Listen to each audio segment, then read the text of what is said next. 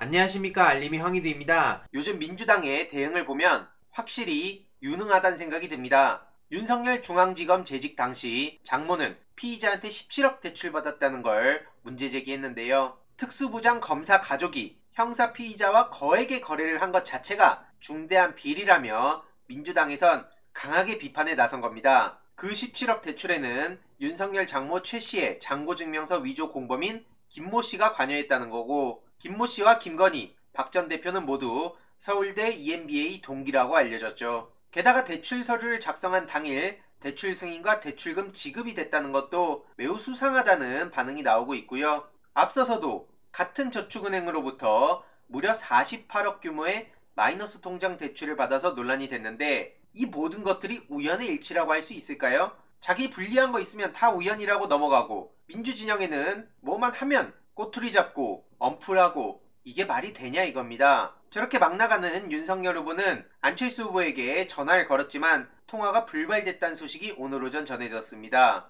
지난 24일에 직접 전화를 걸었지만 연결이 안 됐다는 건데요. 언론에선 계속해서 저렇게 단일화 타령하는데 안철수 후보는 분명 선긋지 않았습니까? 시민들도 적당히 하란 반응을 보이고 있고요. 최근 국민의당 김윤 씨도 추잡한 국어행위를 멈춰라, 이렇게 단호하게 얘기를 할 정도였죠. 이런 와중에 단일화 결렬의 주범급인 이준석 대표는 안철수 후보에게 책임을 돌리고 있습니다. 그래서 국민의힘 내부에선 대표 리스크란 얘기가 나올 정도죠. 레알 크크는 역대급이었다 생각하고요. 어떻게든 단일화를 하겠다던 국민의힘 입장에선 당혹스러울 수밖에 없는 겁니다. 이런 와중에 윤석열 지지자들이 자진 사퇴하라며 안철수 후보와 측근들한테 문자 폭탄을 보냈다는 소식까지 전해졌는데요. 오죽하면 안철수 후보가 핸드폰을 사용하지 못할 정도였다고 하죠. 윤석열 후보는 다 이긴 것처럼 어퍼컷 날리면서 막말 쏟아내고 다니더니 뒤늦게 아차 싶었나 본데요. 이미 이준석 리스크가 시작됐고, 그 사이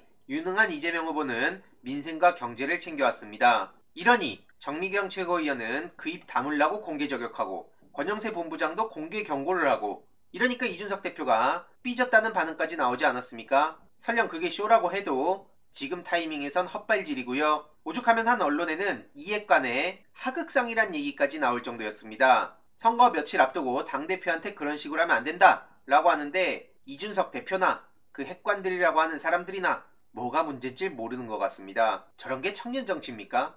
이런 상황이 되니 이준석 대표는 도대체 무슨 말 해줘야 기분 좋나 라면서 안철수 후보를 대놓고 조롱하고 있는데요. 저런 발언을 보면 마삼중이 그동안 어떤 삶을 살아왔는지 알 수 있는데요. 눈치 없는 마삼중을 위해 5가지 비난 주머니를 전했습니다. 첫째, 성상납 의혹 명확한 해명. 둘째, 부친 농지법 위반, 동생 의료법 위반, 명확한 책임 약속. 셋째, 갈라치기와 혐오 조장에 대한 대국민 사과. 넷째, 모든 SNS 계정 영구 탈퇴. 다섯째, 대선 후 정계 은퇴. 이준석 대표가 아직도 정신 못 차리고 있는 건 어제 아프리카 TV 출연 예고해서 많은 비판을 받자 그제야 부랴부랴 당일 취소했던 걸 보더라도 알 수 있습니다. 대선 후보는 토론에 나가는데 그때 자기는 아프리카 TV에 나간다고요? 그것도 저녁 8시, 시간도 완전히 겹쳤죠. 그러니까 국민의힘 내부에서도 지금 윤석열과 경쟁하냐, 자기 정치한다, 이런 비판이 쏟아졌고, 펜코에서조차 의견이 나뉘니까 뒤늦게 부랴부랴 취소를 했네요.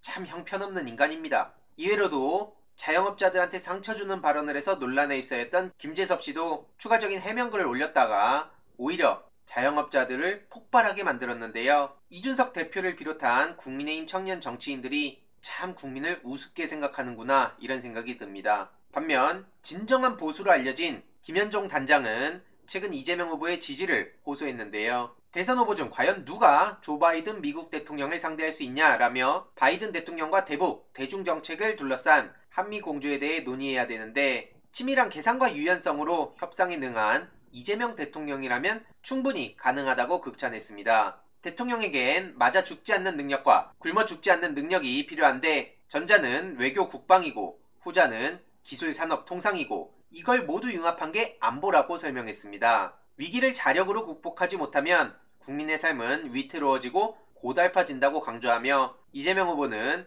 비주류에서 늘 강자가 아닌 약자의 삶을 살아왔기에 국민의 어려움, 약자가 감당해야 할 부조리한 상황이 어떤 건지 누구보다 잘 알고 있다며 이재명 후보의 지지를 호소한 겁니다. 실제로 민주당이 신속하게 움직인다는 건 어제 토론에서 정치개혁안에 대한 의견을 밝히지 않았습니까? 이에 대해서 윤석열 후보는 토론에 집중도 안 하고 자기 준비해온 것만 달달 외우고 있다가 현장에서 망신을 당하기도 했는데, 민주당에선 내일 저녁 긴급의총을 열어서 다당제 정치개혁안 당론 채택을 예고했습니다. 휴일에 이렇게 긴급의총을 여는 건 정치개혁안에 대한 진정성을 보여주기 위한 조치로 해석되고요. 이러한 이재명 후보 5년간 큰일을 할 수 있도록 계속해서 힘을 보태도록 하겠습니다. 이번 내용도 유익했다면 구독, 좋아요, 알림 설정, 멤버십 가입 정말 큰 힘이 된다는 점 말씀드리고 싶습니다. 이번 내용도 주위에 널리 공유 부탁드립니다.